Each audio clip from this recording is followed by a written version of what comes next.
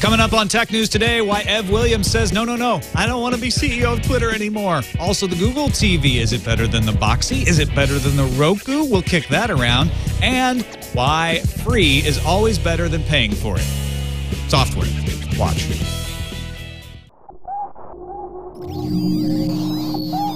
Netcasts you love. From people you trust. This is TWiT.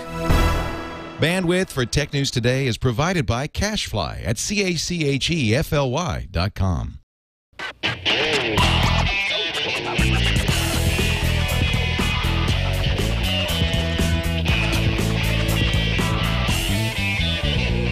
This is Tech News Today for Monday, October 4th, 2010. Tech News Today is brought to you by MailRoute.info. MailRoute is a secure hosted service that provides enterprise-grade virus and spam filtering to companies of any size. Try it right now, absolutely free, at MailRoute.info.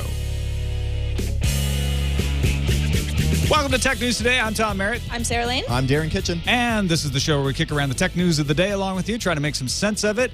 Jason Howell out sick. He's got it bad. Poor Jason. He just needs to rest up at home. Jason, I have a sneaking suspicion you're watching this right now. And I hope you're feeling better, buddy. I hope he is too. And big thanks to Jammerby for stepping in and filling in behind the board. My pleasure. Jammerby. We've got Google TV all over the place. Pretty exciting. Yeah. Except that I already have an Apple TV and a Roku box. Yeah. Well, not all of it though. I mean, you gotta pick your battle. I mean, who do you love, right? Do you love Hulu? Who do you want to make the out iTunes with? Store? Who do you want to make out with? Well, I already have Hulu in the iTunes Store between my Apple TV and my Roku box. Right. That's the thing. That's There the is problem no- with Google TV Well, is that let's give the depends headline. on what you need. Google TV going to have an announcement later this week from Logitech, and then next week from Sony. But today they did their own blog posting and said, screw you all, we're going to give away half the store right now. They've got partnerships with Turner Broadcasting, including TBS, TNT, and CNN. Team Coco. NBC Universal, which means Sci-Fi, Bravo, that kind of stuff. Oh, by the way, Turner Broadcasting also has Cartoon Network and Adult Swim. Important to note.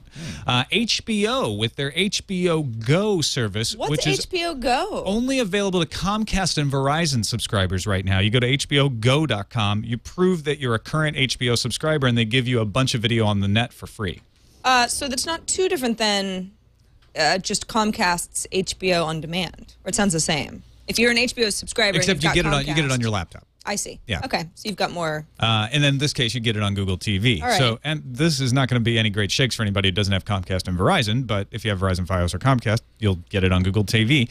Also, NBA Game Time, so live NBA shows. They're also going to do Netflix and Amazon Video on Demand. They'll have USA Today, Vivo, if you remember them, music videos, Pandora, Napster, Twitter, BlipTop TV, and YouTube, of course. Now, what does this mean when we say they'll have? It means there are websites being optimized to play video on your Google TV box. That's what they have over Roku, Boxy, and some of these others, is they've gotten these folks to create, especially in the cases of a Turner, for instance, to create a specialized website. Right, because when it comes to Boxy, you have to create an app. When it comes to Roku, you have to create what they call a channel. And when it comes to Apple TV, well, we're still waiting to hear on whether or not, since it is an iOS device, we'll see apps on it as well. And both Pandora and Twitter both had their own announcements for their foray into Google TV layouts. So it's not as if Google TV is saying, hey, it'll be optimized. I mean, these big companies are also saying, yeah, we're working on it. We're super excited. Yeah, they've been partners. So they're going so to do something that's going to impress us or at least look different. That's the big thing, is you can get a lot of this stuff already through a Boxy box or through a Roku box or through widgets on your television. There's a Netflix widget. There's a Twitter widget on a lot of these Yahoo widget-enabled televisions. So what really is the big advantage? I mean, Google has a YouTube video up kind of showing how it works, and it looks kind of snazzy. It looks okay. It looks fine. It looks very user-friendly. It does. Yeah, in fact, it looks like it has more potential to have there it is now. Even more expansion, just like the Boxy box does, but it looks a little cleaner. Yeah, I mean, it looks great, and my absence of enthusiasm isn't because I don't think this is a great idea. I mean, besides the Twitter integration, I really can get pretty much everything. Okay, HBO Go I don't have either, but I don't have HBO anyway. I'm not an HBO subscriber, so... Right, so it doesn't matter. I don't know what I'm missing. I think it all comes down to You want to pay $300 for a new Google TV box because you don't have any of this other stuff, and it looks like you'll get a big amount of things in one place, no iTunes store. Or do you already have enough devices and some internet-enabled TV where you can cobble things together? That's what I have. Yeah. And I just don't need this device, at least not right now. And the Roku has that really attractive price point now. Mm-hmm. I mean, in fact, $99 or less. Some of them are less. Yeah, $60, $70 is the cheaper one. the starting out. Yeah. New TV had a neat comparison of Google TV, Apple TV, Roku, and Boxee, where they just sort of what does everybody have, what does everybody not have, and I mean Roku still to me is the winner with the most well-rounded offering of everything. They don't have like Last.fm or Twitter app type stuff, but I feel like that's the less important things. Yeah. They have Major League Baseball TV, which Google doesn't. Of course, they don't have NBA, which Google does. So the sports thing is still split up depending on the device. But Roku has pretty much everything else, and a couple things Google doesn't. Yeah. See, my top 3 is Amazon Video on Demand, Hulu, Plus, and Netflix. And none of them have all 3 of those. Roku does now. Roku has all 3? Hulu is not launched yet, but they announced last week Roku is going to have Hulu Plus, so they have all 3 of those. Somebody's getting a firmware upgrade soon. Yeah. Also, Logitech got kind of tipped off that in their announcement they'll be talking about how their device will handle HD video conferencing as well as Google TV. And so Engadget's speculating that might be positioned as a challenge to Cisco's upcoming HD video conferencing solution, which is supposed to take that big wall unit you see advertised all the time and make like a home version that would be cheaper for people to use it in the office or at home. I mean, when I first heard HD video conferencing, I go, oh, okay, so Google TV will be positioned to be, in every big meeting room. But that's not necessarily the case. I mean, maybe I just sit on my couch and make calls to my family overseas, and it's not supposed to necessarily be like this enterprise solution. Well, and especially in a Google TV, it's an option, right? It's like, hey, you can also do this. I think it's really interesting to see how video conferencing has gone from on your desktop or on your laptop to now, the tablets with the forward-facing cameras, obviously the iPhone 4G or 4 with the forward-facing camera, and now in your living room on a TV. Have we seen other devices that do this on your TV that have been widely Just the adopted? Skype widget. Yeah, that's the only one I can think of where it's built into the TV, and the TV has a camera. There's only 1 or 2 models that take advantage of it. Yeah, Skype TV. I've never seen. Well, it's because nobody wants to do that. Right, it's not there yet. You know what they also need to do? Stop calling it video conferencing, because that just makes me think of a conference room that I don't want to be in. They should call it FaceTime. Right, something like that. Yeah. Yeah. CEO Palooza continues. We had Executive Orama merry-go-round last week, and today a couple of moves. Evan Williams stepping down as the CEO of Twitter and giving over, apparently in his blog post, saying he insisted that COO Dick Costolo take over the job. Ev's going to concentrate on being a product manager and pushing product, which is what he loves to do. Yeah, I mean, it sounds like I don't know what was really going on behind the scenes at Twitter, but it sounds like he's a product guy. He always was. That's what he always wanted to do. He's happy with new Twitter. He had a big role. I mean, he was instrumental in making new Twitter what it is, and he wants to concentrate on that and probably wants to leave the stuff he doesn't like doing to somebody who would be a better CEO. Yeah, exactly, and that's kind of the new way these days. You don't have as many Larry Ellisons and Bill Gates out there who are like, no, this company is mine. I'm Steve Jobs. I'm going to hold on to it for dear life. You have a lot of people more like Sergey Brin or Jerry Wang stepping back and saying, you know what, I'm good at this, and so I'm going to do that part. Yeah. I'm going to hand it over to people I trust, or and they let have the board enough power to say, you know what I want to do all the time? Yeah. Just this. So that's what I'm going to do. Similar move going on over at Skype, where Tony Bates, a senior VP at Cisco, is reported to be coming over to Skype to be their new CEO. Skype's current CEO, Josh Silverman, will be moving on. We don't know where to, whether he's staying with the company or not, actually. But it doesn't sound like it, but no details on what his next move is. The company recently filed to go public, so essentially what it looks like is they're bringing in Tony Bates to handle the IPO that's going to happen. But also, Bates might bring some stuff over from Cisco with him. They have Flip. It's possible they might strike some partnerships with Cisco on some new Skype gear. At least that's a speculation I've read as well. Yeah, it's kind of interesting. A while ago, there was some speculation that maybe Cisco going to try to buy Skype or something, and it's like they're saying, well, no, it's probably they were just talking about Tony moving over to Skype. And also, I mean, he's a big enterprise guy himself, and Skype has a lot of users. 880 million. A very few amount pay for the service. Yeah. So if they can figure out a way to get into the enterprise business a little bit more, I mean, revenue goes crazy through the roof. They have a pretty good model in place where it's like, hey, you do all this for free, but if you start to get really addicted to this, there's some things you have to pay for. It's not that expensive that you can start using. I do pay for some Skype because I want to have a Skype in number and I want to have some Skype out credits. But I don't think they push that. And I don't want them to be pushy about it, but they don't make it obvious what you can do. And there's a good and a bad way to go about that, but they're not doing it at all. Right now when you're on Skype, it's really kind of not obvious that you can do more with it than just call other people with Skype. So I think there's a lot of room for them there. That right there is the Achilles heel, too. I mean, because right now it's just Skype to Skype, and it seems like right now is when it's heating up between Apple, like we said, with the FaceTime, and then, Google rolling out their own, at least voice over IP service built right into Gmail. In fact, I believe they even have video conferencing right there as well. So I guess it will come down to compatibility. All right, let's take a break. Thanks to our sponsor, MailRoute. I've talked about them a couple times last week. Tom Johnson runs it, friend of Leo's. He wrote Microsoft's hosted exchange services called FrontBridge and then moved on to write what he wanted to write, which was the ultimate spam solution. Not for an individual. It's for companies that host their own mail. But if you host a server, it's something you might want to look into as well. I host my own servers, or I rent space for them. I manage them myself. And I just signed up, and I have to say, so far it's working. I've actually turned subbrilliant.com email into something usable again instead of just a big spam avalanche. Leo's been using it for 6 years. Here's how you do it. You go to mailroute.info, sign up. You get 10% off the life of your subscription. You have to be able to change your own MX records. If you know what that means, then you probably will make good use of this. You have your email go to the MX record, then to MailRoute. MailRoute gets rid of the garbage, sends it back to your server. For an example, last year, Leo was sent 3.7 million messages. 3.6 million of them were spam. 96% of his email messages were blocked by MailRoute, and no false positives.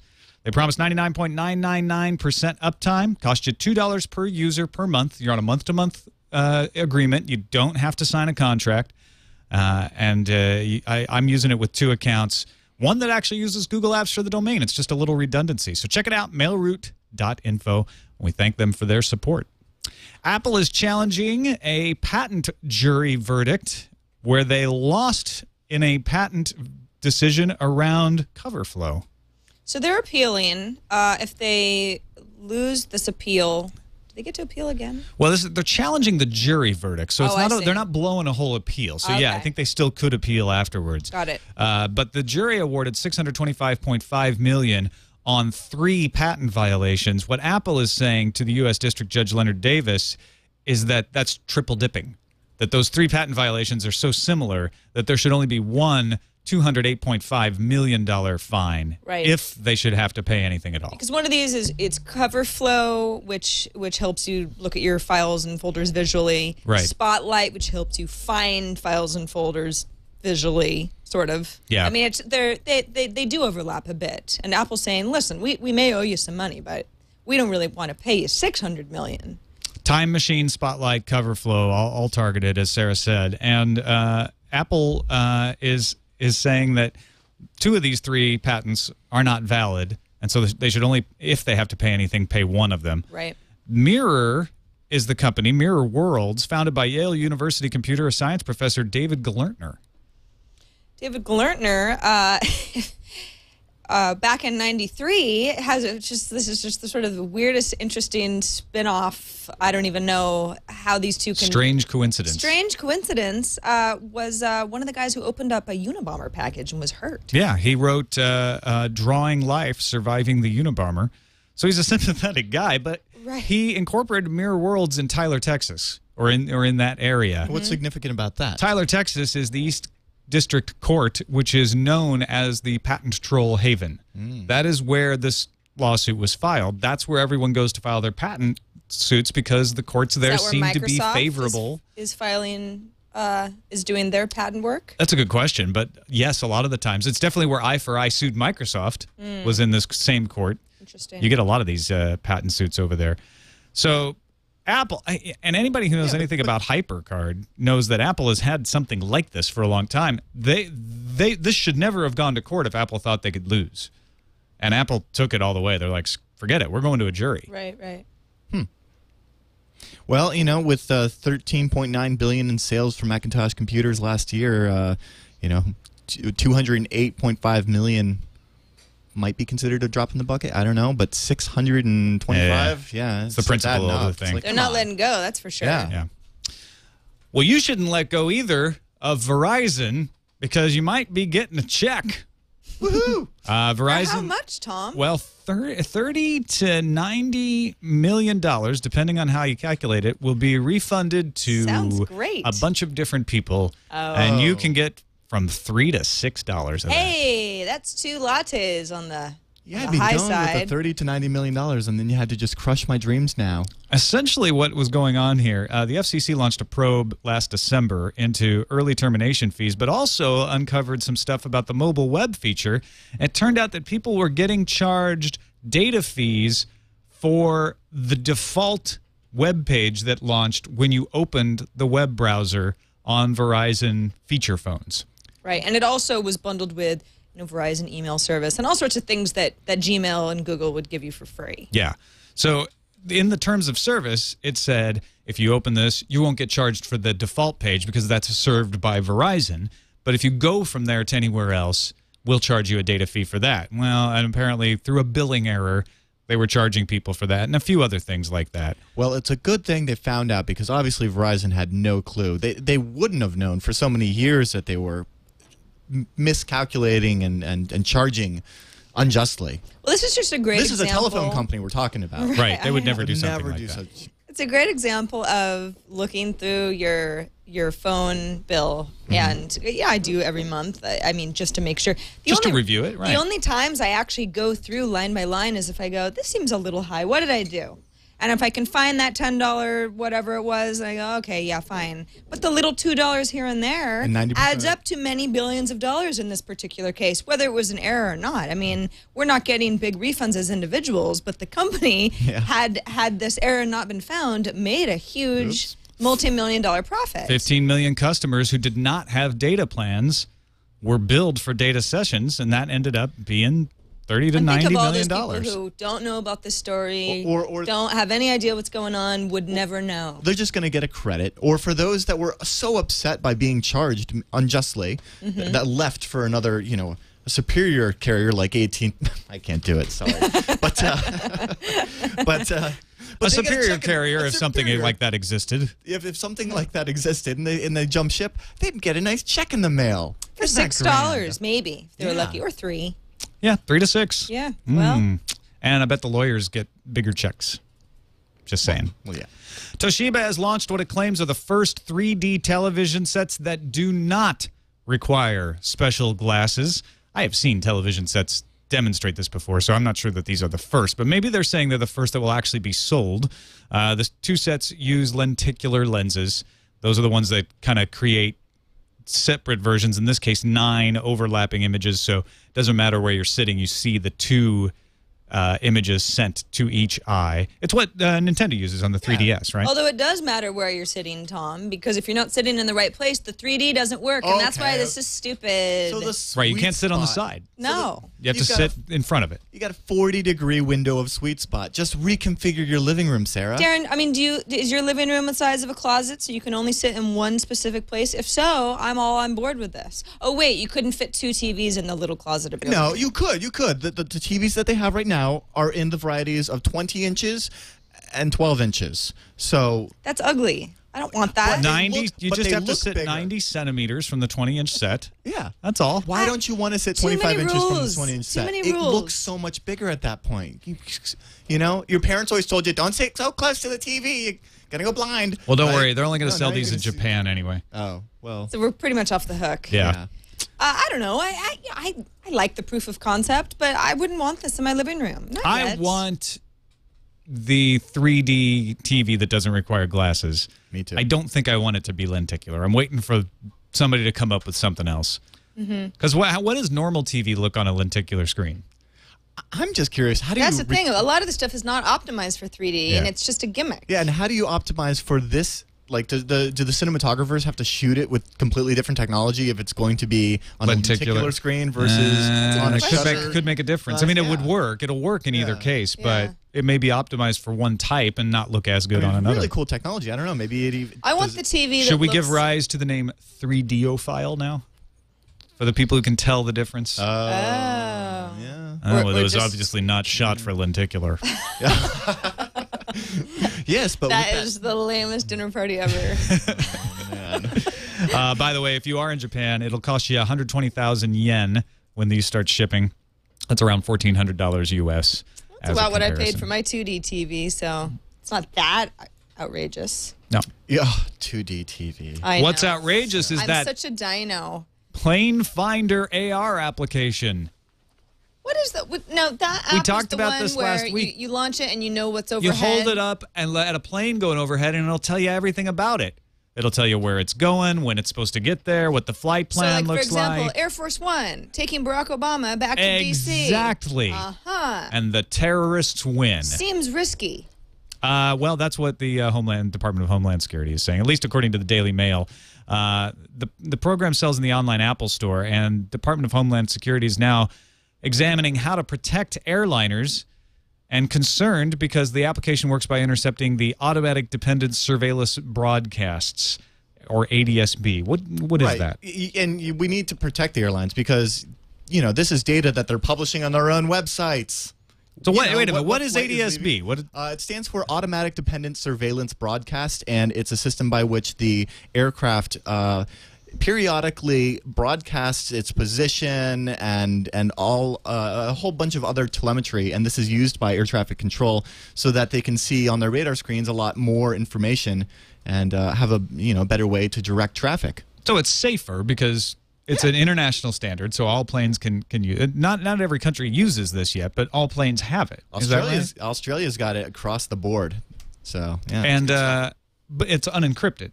Oh yeah, of course. I mean, you want it to be, and it's right over VHF. So if you want to tune into 978 megahertz, you can go ahead and pick this up. In fact, you can even build a very simple ADSB receiver, just with a couple of parts here and a tuner. And yeah, you, the hobbyist at home, can just go ahead and listen to the broadcasts that are being made unencrypted to you. And that's actually how this app works, right? Is there's a bunch of hobbyists who do that, and they share their data with this app. Yeah, there's no ADSB receiver in the iPhone, but some enthusiasts pick up the ADSB broadcasts in their area and then republish them on the web.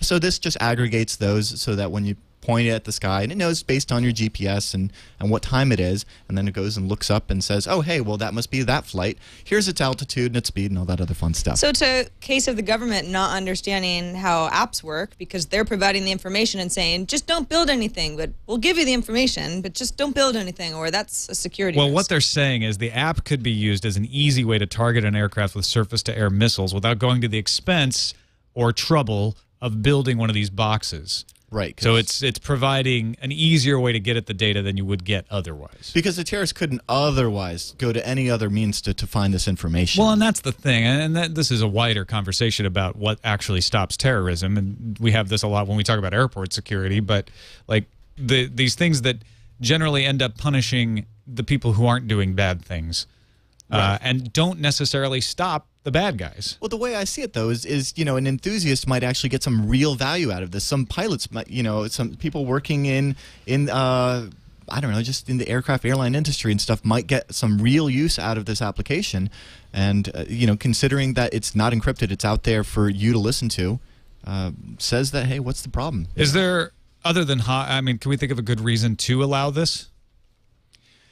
I don't know. It brings up similarities with. Do you remember a few months ago the drone when I forget what the name of the drones, but it's the Air Force drones that we have overseas, and They were broadcasting unencrypted. right, and they're broadcasting unencrypted, and all the terrorists need are just a a satellite dish and some shareware, and they can pick up the broadcast. Solution there is to encrypt it. What about here though? Do we just say why don't they encrypt the ADS-B?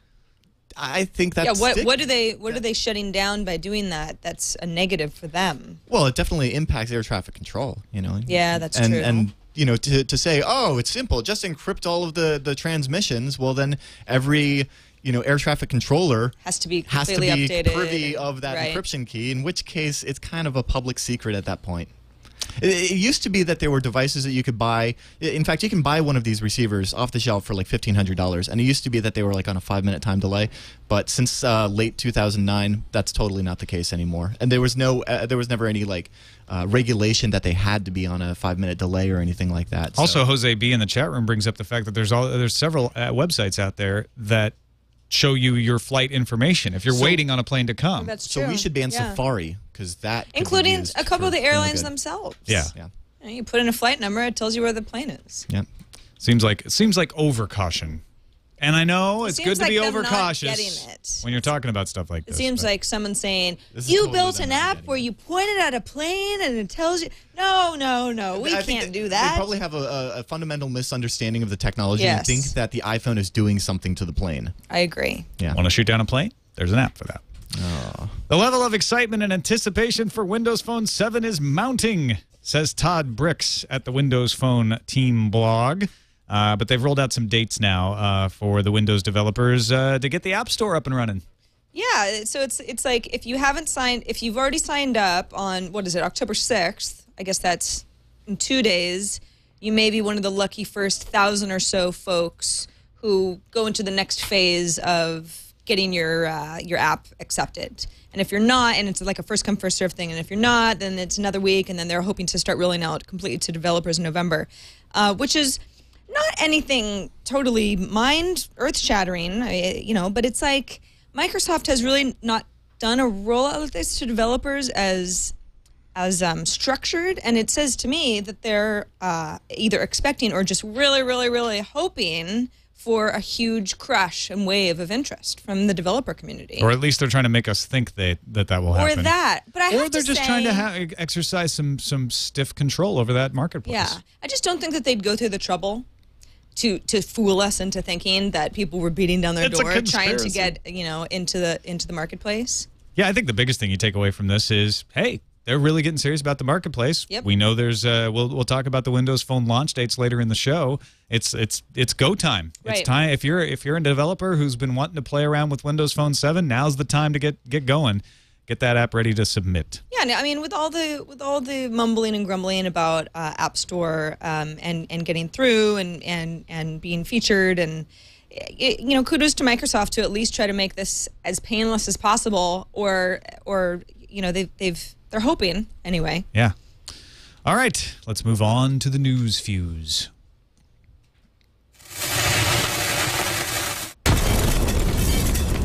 A number of major advertising associations have banded together to announce a self-regulatory program that would allow users to opt out of ad tracking. Just the tracking part. The program revolves around the advertising option icon. That's a new icon that websites could place on their site, and when you click on it, you'll be read a statement. Well, you'll be able to read a statement. They won't read it to you. You'll be able to read a statement about the company's data collection practices and, more importantly, opt out of data collection. I like to hear that.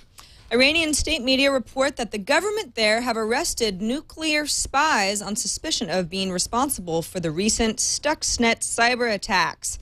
Iran did not clarify how many people were arrested or what their role in the cyber attack was. Were the spies actually nuclear? Were they made Nuclear-powered spies? Wow. Yeah, I don't know.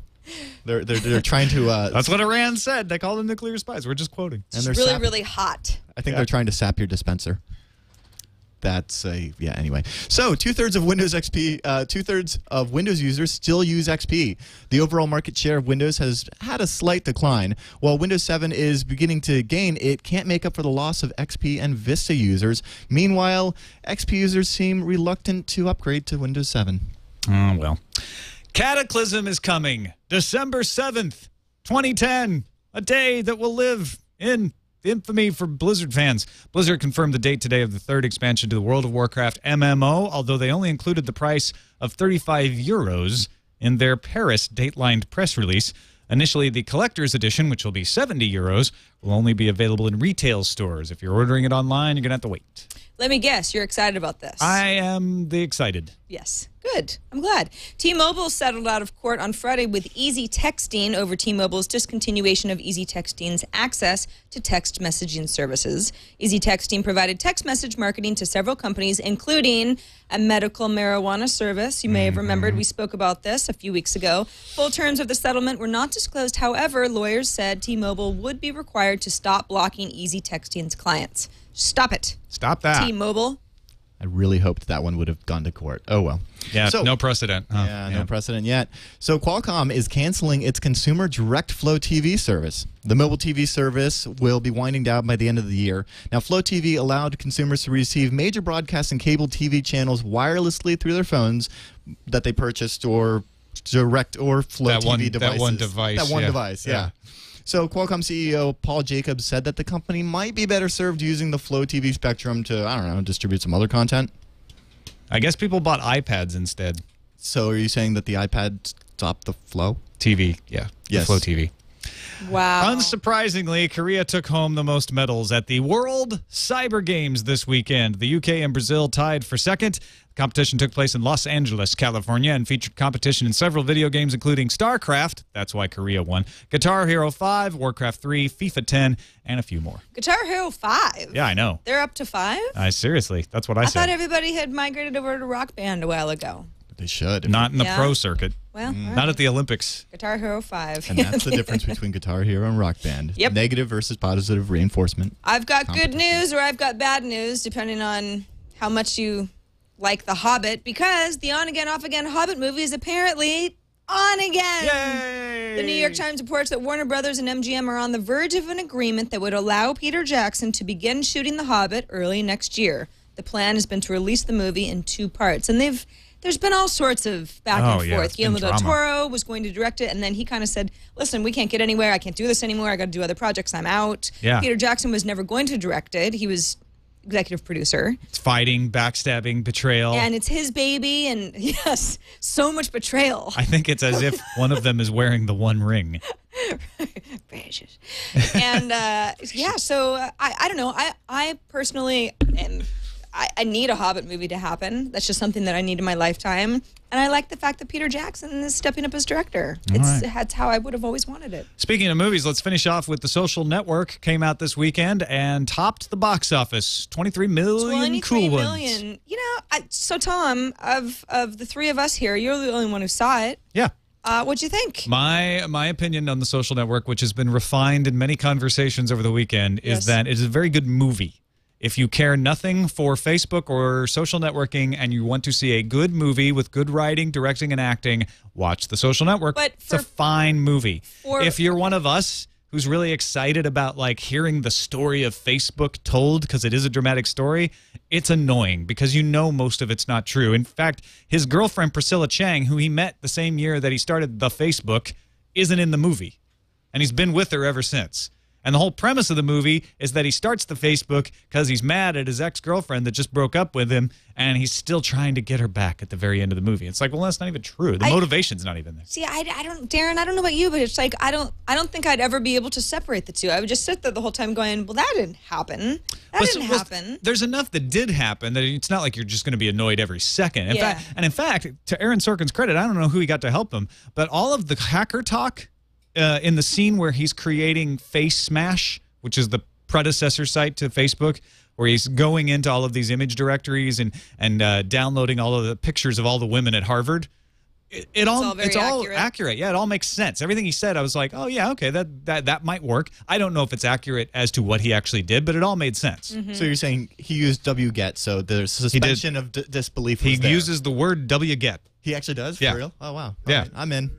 You know, I thought when it was known that Social Network won the box office weekend, I said, well, how much did it make? 23 million. 23 million is a lot of money, but it's almost just a third of what Inception made its opening weekend, and I could I could at least compare the two in terms of buzz on my social networks. You know, like my Twitter stream, that's all, well, people are still talking about Inception, but I mean, as far as online buzz, that was just, you know, really, really high. A social network nearing that level of mania. Although we're not in the summer blockbuster season anymore, so I'm not sure how much that has an effect.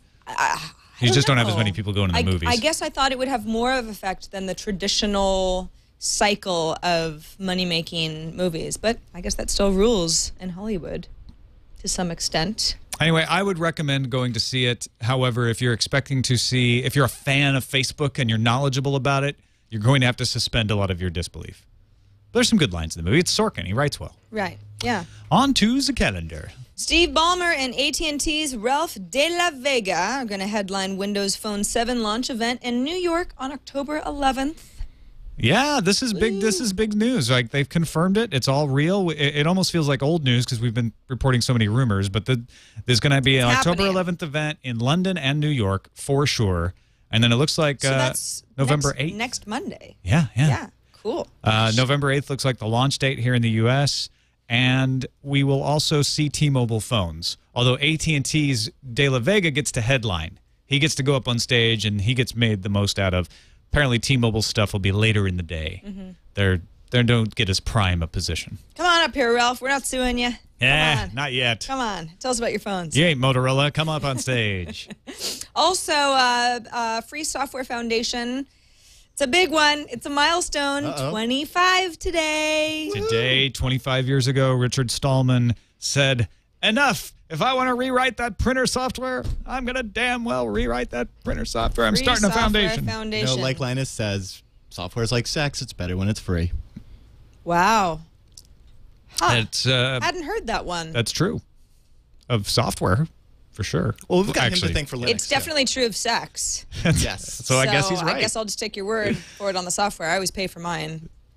Really? You always pay for your software? I never have to pay for software. I don't really know where didn't pay this much for conversation can Firefox. go. No, I didn't pay anything for Firefox. All right, on to the voicemail. Please save us.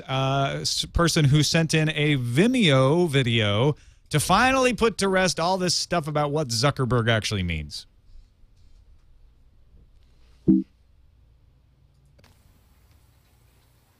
Da, da, da. Hello, everybody. Sap Anderson here from Sweden. Long-time caller, first-time listener. Or was that the other way around? Anyway, I was going to talk about the meaning of the word Zuckerberg. Now, I'm Swedish and not German, but I know a guy who's seen a photo of a German once, and I took 3 years German in school, and I can run Google Translate. So, Zucker, or Zucker, that means sugar, correct.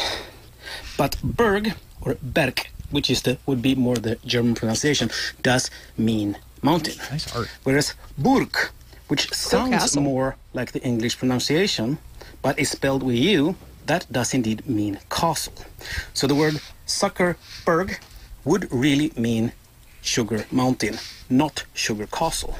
If you go by the pronunciation, though, it sounds a bit more like the word that means castle. Zuckerberg sounds a little bit more like Burg than Berg. But the proper then German pronunciation of Zucker would be Zucker, which doesn't sound like anything. So I think going by the pronunciation is wrong. So it's sugar mountain. Talking of pronunciations, of course, everybody knows that Nokia is not pronounced Nokia, but if you believe the Finns, if you can believe them in anything, it's Nokia. And also, the proper pronunciation of IKEA in Swedish is, of course, IKEA. That's all from Sap. Bye-bye. Did you not notice when he said the two Nokias? Because they sound the same to me. They sound the same. But that's just my IKEA? American ear. He is Swedish, so he'd know that. IKEA, I heard the difference there, for The sure. next time I order a coffee somewhere, I'm going to say, cream and Zucker, please. Yeah. And just Zucker. see if they can Yeah. put two and two together. Next time I see Mark Zuckerberg, which will also be the first time I see Mark Zuckerberg, I'm going to say, what's up, Sugar Mountain? On to the emails to TNT@twit.tv. Kyle says, I found this interesting. Videotron, Quebec's newest wireless carrier, is selling the Nexus 1 for $100 on contract. I guess that's where they all disappeared to. I didn't think anybody was allowed to sell them as a carrier, but look at that. Go Quebec. Allez, Quebec. Thanks, Kyle. Next email comes from the Microsoft Anonymous. Hey, TNT crew. On the Microsoft suing Motorola story that you guys mentioned on Friday, a while ago I heard of a team that was building an app on the iPhone for their product like Bing did. I asked about Android, and the person mentioned that when they consulted the Microsoft legal team, they were told not to develop on Android with no further explanations. Now it makes a bit more sense. It would be bad to launch Android apps while suing Motorola for Android use. The suit is clearly a try to stop Android market share growth and a payback to Motorola for ditching Winmo on their phones. As the saying goes, if you can't compete with them, sue them. Look at that. The culture of patents in Microsoft is interesting, and I can send another email about that, but this is a bad loser move, and I wish Microsoft hadn't done it. There you go. A little inside mole information. Makes sense, though. I'm not terribly shocked. No. That is the way they would do it. Especially if they're going to sue people. You don't want people like, yeah, well, what about your Android apps? Right. But they did. They made a Bing Android app. So what are they going to pull all of their... That's true. Yeah. They can't pull it now. It's too late. That horse has left the barn. Right. Well, this horse is about to leave the barn as well. Thanks, everybody, for watching. Darren Kitchen. Thank you very much. Check out X11 over SSH this week on Hack 5, and then next week, a little DNS brute forcing. All right. Becky Worley is in tomorrow, so check us out, twit.tv/TNT. You can email us, TNT@twit.tv. I'll be from New York tomorrow. 260-TNT shows the voicemail number. We'll see you then.